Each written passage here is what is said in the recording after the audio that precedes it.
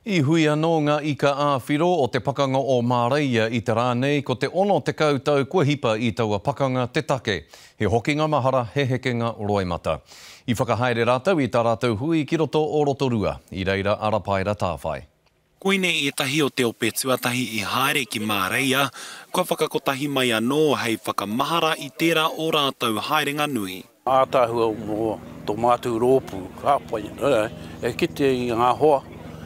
I ngā hoa ko rakau tino paena ngā tinana ne, anga mate puku ana wetahe, tino haka hāreke hi wetahe.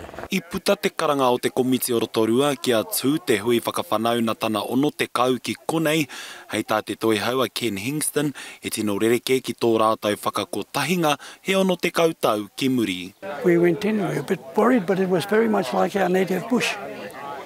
And we spent a lot of time there. The bigger memories were when we came out of the jungle and partied up for a day or three, and then they'd give us a rest and then we'd go back in.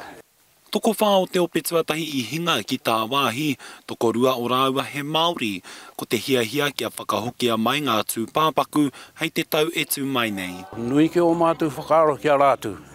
Kia taimai ki wanganui a tātou, o tātou whanaunga. I wharātu lātou, i hinga atu, i reira, ngāri mea ka hoki mai ngā kōhiwi. He kaupapa e whakahaere tiana e te ope kātua e kia nei ko te auraki. Arā ko te auraki mai ngā kōiwi o ngā ika whiro, kua tāpuketia ki tā wāhi. There, I would say it's just a matter of doing. And the pace of the Defence Department, it'll depend on that. But one hopes. Te whāinga kia tutuki ai e nei mahi hei ngā marama e haere ake nei. Rā pāre tāwhai te karere.